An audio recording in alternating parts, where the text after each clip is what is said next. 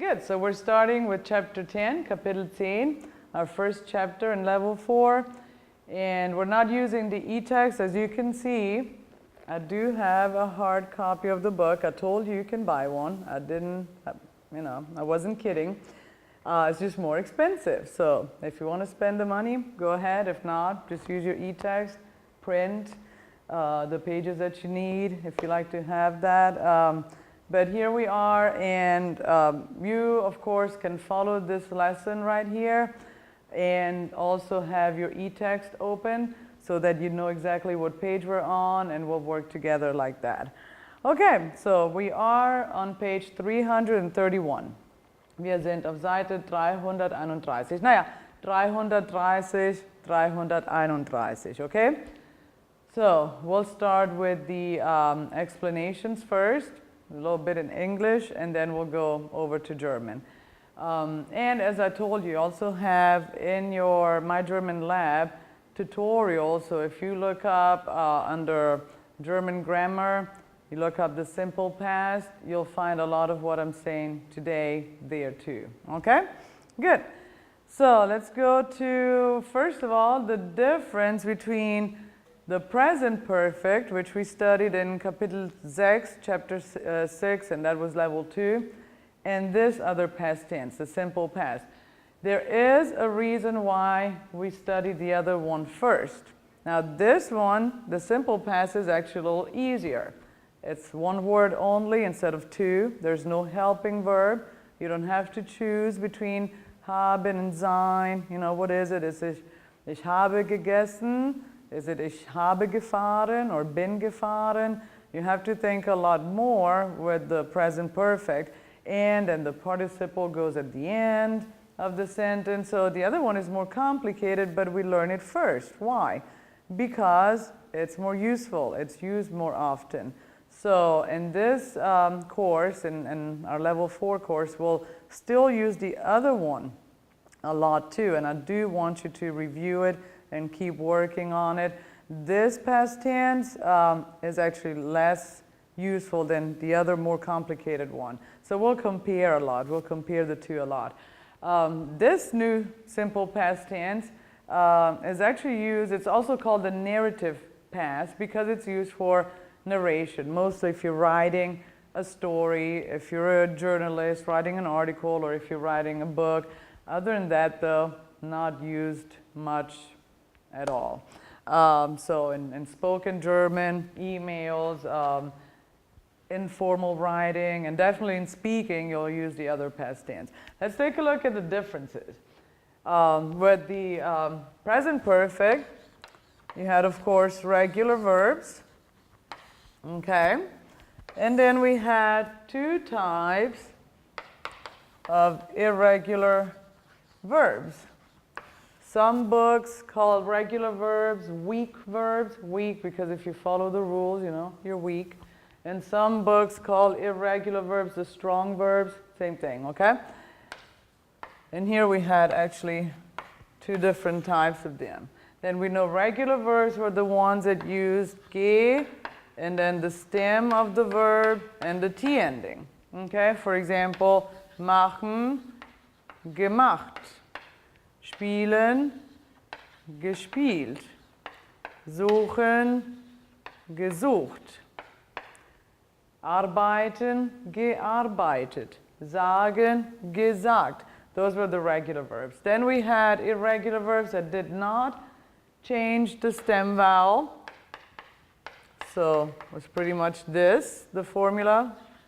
Well, what do we know? Gefahren. Gefahren, gegessen, gelesen. Yeah, and then we had the ones that changed the stem vowel. And it was just whatever, no? Like sprechen, gesprochen, ja, schreiben, geschrieben, ja. Und was hatten wir noch? Nehmen, genommen. These are some that should be familiar to you.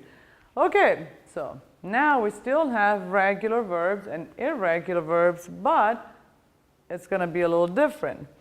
We're going to have the stem of the verb and then te or ten for plural. So here we're going to have machte and suchte and spielte, fragte, etc. And then here, for irregular verbs, we're not going to have any that don't change the stem vowel. Fuhr, okay, aß, las, and this would be sprach, and schrieb, and nahm. They're all going to change that vowel. That's why they're irregular, okay? Good, and they're not going to have the te ending, of course, the regular verbs.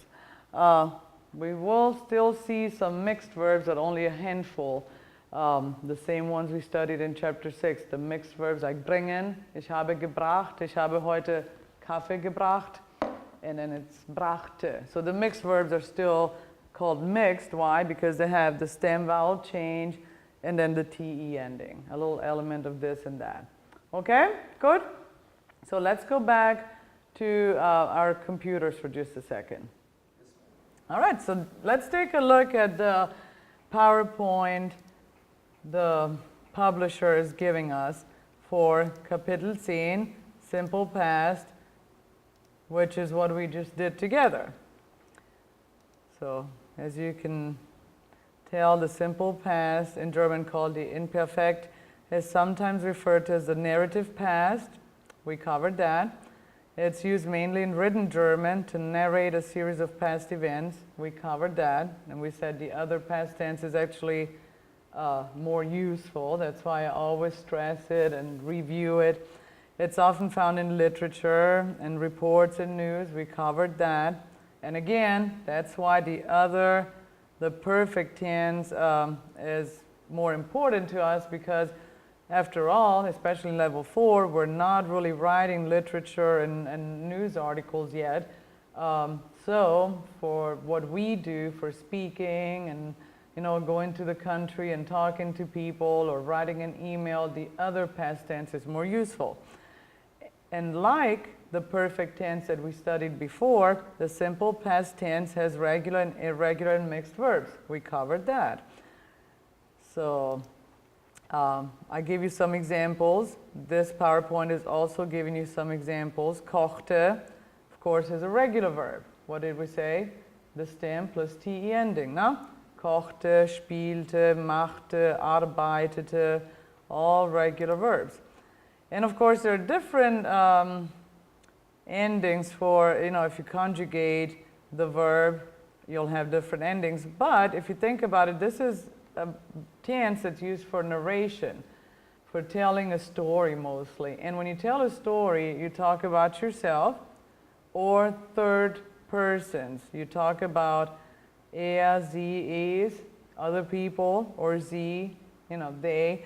So really, you want to remember just the e ending for ich kochte, ich machte, ich sagte, and the e ending for sie, es, machte, sagte, arbeitete, and then the plural, sie machten, sie sagten. You're not going to use the other ones very often.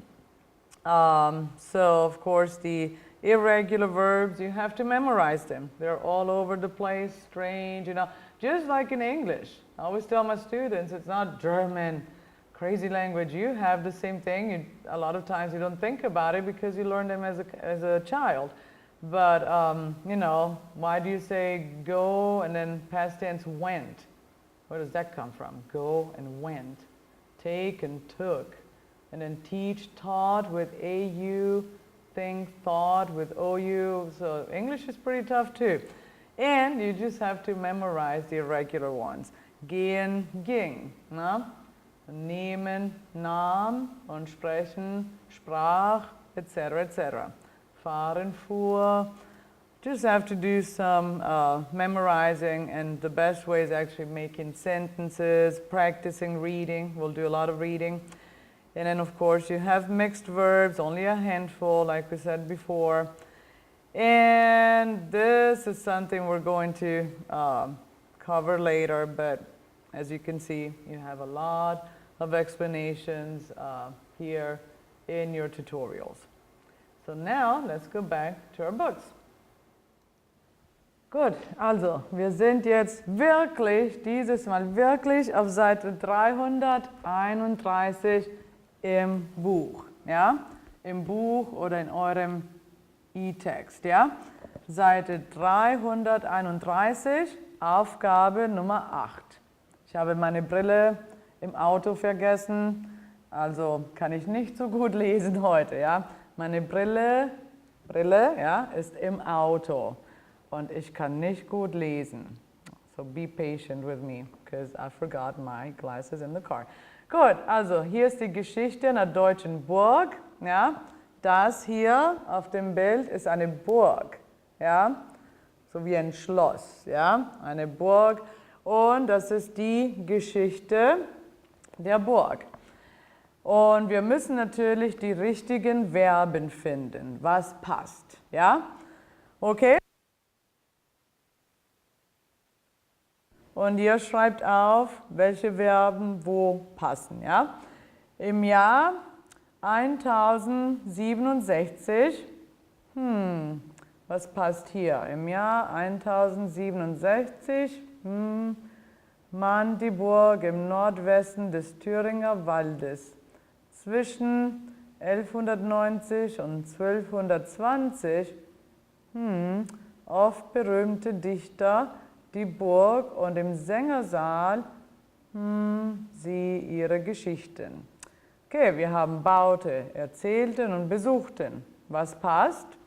Im Jahr 1067 baute man die Burg im Nordwesten des Thüringer Waldes. Zwischen 1190 und 1220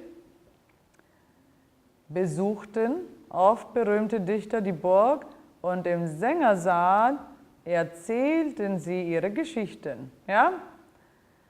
Die Burg der katholischen Kirche in Deutschland.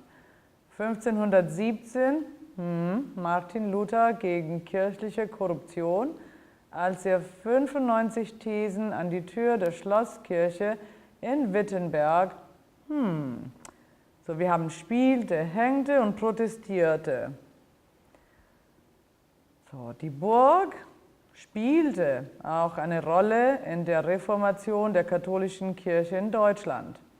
1517 protestierte Martin Luther gegen kirchliche Korruption, als er 95 Thesen an die Tür der Schlosskirche in Wittenberg hängte. Ja? Okay. So, we're just working with regular verbs so far. I hope you realize they're all regular verbs ending in TE, just stem plus TE. So let's go on. Wir machen weiter. 3 Jahre später sich Luther auf der Wartburg. Dort, er inkognito als Junker Jörg, und in nur 11 Wochen er das Neue Testament aus dem Griechischen ins Deutsche. Wir haben übersetzte, versteckte und lebte. 3 Jahre später versteckte sich Luther auf der Wartburg. Er versteckte sich dort. Dort lebte er inkognito als Junker Jörg und in nur 11 Wochen übersetzte er das Neue Testament aus dem Griechischen ins Deutsche. Ja? Und zuletzt haben wir 2 Verben, restaurierte und feierte. 1983 restaurierte man die Burg und feierte im selben Jahr die Neueröffnung der Burg zum 500. Geburtstag Luthers. Gut, ja? So, ich hoffe, ihr habt auch die Geschichte verstanden. I always tell my students, don't just play fill in the blanks, what goes where. I mean, that's what we wanted to do here, but what's most important is understanding what you just read, what you just did here. So that's the most important thing, is did you understand the story? What is going on? Not just what verb goes where, okay? Gut? Also, wir machen jetzt weiter. Auf der nächsten Seite haben wir die unregelmäßigen Verben, ja? Irregular verbs, unregelmäßige Verben. Zum Beispiel sehen, ich sah. Unregelmäßig. Gehen und ging, schlafen und schlief, ja. Like we said before, it's still a little easier than the perfect tense still because you don't have to choose the auxiliary verb. You don't have to think about, is it haben, is it sein? Ich habe gesehen, no? Aber ich bin gegangen. It's a little easier than that. At least you don't have to worry about auxiliary verbs, haben, sein, transitive, intransitive verb, etc. But you still have to memorize a bunch of irregular verbs. Okay? And you might also think, oh, this is hard. Trinken, you know, the I in trinken switches to you, and ich habe getrunken, and then it goes to ich trank. Trinken, ich habe getrunken, ich trank. 3 different vowels there. But English does the same. You do the same in English. For example, the verb to drink. You know, drink, and then the participle is drunk with a U. I have drunk, and drank with an A is the past tense. So same thing in English. Complicated in English too, okay? But let's go to Aufgabe Nummer 9. Ja, gehen wir zu Übung Aufgabe Nummer 9 auf Seite 332 aus dem Polizeibericht. Das ist ganz klein jetzt, also ich muss mich echt anstrengen. I have to really strain myself here, ohne meine Brille. Und unsere Verben hier sind ging, also gehen, ging. Ja? Gab, von geben, geben, gab. Starb, sterben, starb. Und rief, ja? Zum Beispiel anrufen. Ja? Ich rief meine Eltern an. Ja? So, was passt hier? Kollision am Samstag. Was passt hier? Denkt mal dran. Am Samstag gab es kurz vor 21 Uhr auf der Waldstraße eine Kollision zwischen einem Auto und einem Reh. Ein Reh. Hier in Texas haben wir auch viele. Ja? Ich bin in Texas und wir haben auch viele Rehen. Ja? Okay, also eine Kollision zwischen einem Auto und einem Reh, das über die Straße ging. Ja? Lief, ging, rannte. Ging is the one we want to pick from what was given to us, but you could say lief, rannte, ja? Und die 27-jährige Fahrerin rief die Polizei sofort an. Oh, it is anrufen, not just rief an, von anrufen, ja? Das Tier starb, ja? Das Tier, also unser Reh starb, ist gestorben, ja? So, dann gehen wir weiter zu der nächsten Übung. Darunter versprach, von versprechen, ja? Ich verspreche dir, gab, von geben, fuhr, von fahren und kam, von kommen, ja? So wie Tankbetrug. Ein 21-jähriger Marburger am Freitag, den 11. Mai gegen 17 Uhr mit seinem blauen Renault an die Tankstelle in der Uferstraße und tankte Benzin im Wert von 40 Euro. Was passt? Ein 21-jähriger Marburger fuhr, ich denke, das ist fuhr, er fuhr am Freitag zur Tankstelle und tankte Benzin im Wert von 40 Euro. Da er kein Geld hatte, noch am gleichen Abend wiederzukommen. Was machte er? Da er kein Geld hatte, versprach er, noch am gleichen Abend wiederzukommen. Er versprach, er sagte, ja, ich komme zurück mit dem Geld. Und was machte er? Er gab sogar seinen Pass als Pfand. Ja, er gab seinen Pass, seine Identitätskarte. Also hier in Amerika haben wir normalerweise unsere ID, unsere Identitätskarte bei uns mit dabei. Und er gab seinen Pass als Pfand. Der Mann kam trotzdem bis zum 30. Mai nicht wieder. Wow, das ist, also er fuhr am 11. Mai zur Tankstelle und er kam erst am 30. Mai wieder. Das sind 20 Tage später, fast 3 Wochen später. Okay, gut. Also, make sure you also understand what we're reading, not just what verb goes where, but what did we just read. And of course, you know, we just used one of these. We used the verb with a separable prefix, anrufen. And if you think about it, when we use the perfect tense, we have the auxiliary verb in second position, usually. Second position is for the conjugated verb, so either haben or sein goes there. And then you have the participle at the end of the sentence. And because of that two-verb structure, the participle goes back to the end of the sentence where the prefix would be and goes back together with the prefix. For example, anrufen, if you use the perfect tense, you would say, ich habe meine Eltern angerufen. Angerufen all together, ne? And ich habe heute eine Bluse angezogen. Ja? Ich bin heute, you could use verbs that have been, the verb sein is auxiliary verbs, of course. Ich bin heute um 10 angekommen. Yeah? But then if you use this past tense, the simple past, once again you have only one verb, no auxiliary. And so what happens? The same thing that happens with the present tense. The conjugated verb goes in second position and the prefix at the end of the sentence. It's like the present tense. What's the present tense of anrufen? Ich rufe dich an. Ja? Ich rufe dich morgen an. This past tense, same structure. Ich rief dich an. Ja?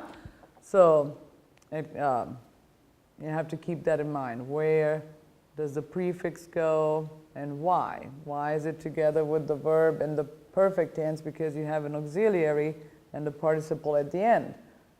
But if you have just one verb, just like the present tense, then the prefix is separated by itself at the end of the sentence. Okay?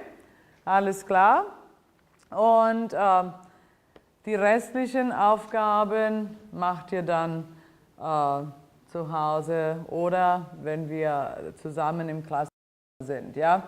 Aber das ist ein Teil eurer Hausaufgabe oder wir machen sie zusammen im Klassenzimmer. Ja? Wir wollen uns nur eine Sache zusammen anschauen, nur noch eins, und zwar der Unterschied, und das ist auf Seite 336 und ihr habt auch eine PowerPoint dazu. Ne? In eurem My German Lab gibt es eine PowerPoint zu diesem,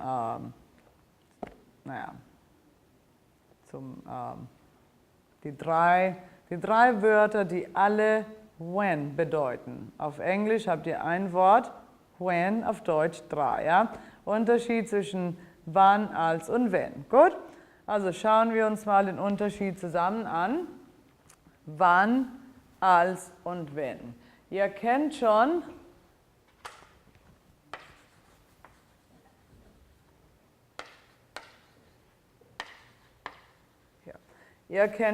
wann und ihr kennt wenn. Ja? Ich glaube schon. Wann ist ein Fragewort. Ne? Haben wir schon in Kapitel 1 benutzt. In Kapitel 1 haben wir Fragewörter gelernt und ein Fragewort ist wann. Na? Wann kommst du? Wann haben wir Deutsch? Ja? Wann beginnt die Party? Bla bla bla bla. So, wann ist ein Fragewort und es wird nur für Fragen benutzt. Ja? Wann ist nur für Fragen. So in English you have only one when. In German we have several. And wann is only used for questions. Okay? Direct or indirect questions, it doesn't matter. It can be a direct question, wann kommst du? Or an indirect question, ich möchte wissen, wann du kommst.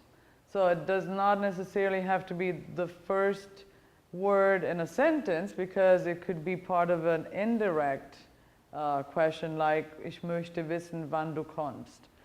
Kannst du mir sagen, wann du kommst? But it is part of a question. And then we have als and wenn for statements. Now we have to figure out what is used when, okay?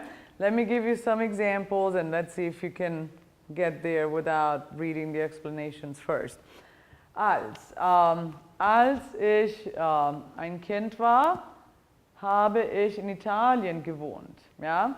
Als Kind habe ich in Italien gewohnt und als Teenager und als junge Frau habe ich in Deutschland gewohnt. Und dann, als ich 22 war, bin ich nach Texas gezogen. Ja? Okay. Und so gut. Als, can you figure out when we use als? Past tense. All of my examples were for the past tense. Als is used only when we're talking about events in the past. And not when it means whenever. So not for repeated events in the past. I told you, when I was a kid, I lived in Italy. That's not whenever I was a kid only once, okay? And when I was a teenager and a young woman, I lived in Germany. That's not whenever. Again, it's only one time. So als is used for the past tense, except for when you want to talk about repeated events in the past, as in whenever. Okay, and then for everything else, there is MasterCard. No, for everything else, there's wenn.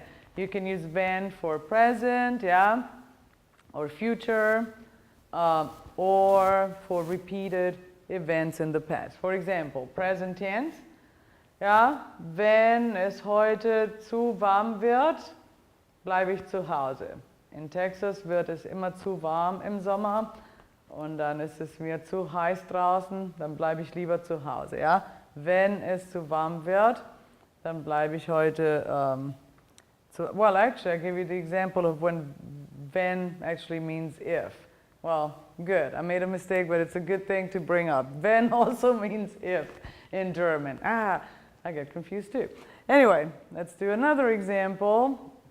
Wenn ich ins Klassenzimmer komme, wenn ich morgens ins Klassenzimmer komme, bringe ich Kaffee mit.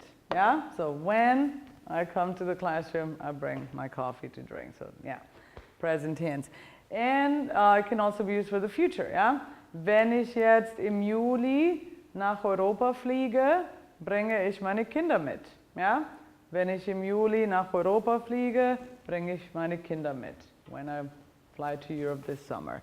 So whenever you use when for the present or future tense, it's wenn, never als. But for the past tense, you will use als. And then wann only for questions, okay? So that wraps up our little lecture about the past tense, simple past mostly, but also keep in mind to review the perfect tense. And this was the first lecture for Kapitel 10, Chapter 10. There is another one, so I'll see you soon. Tschüss!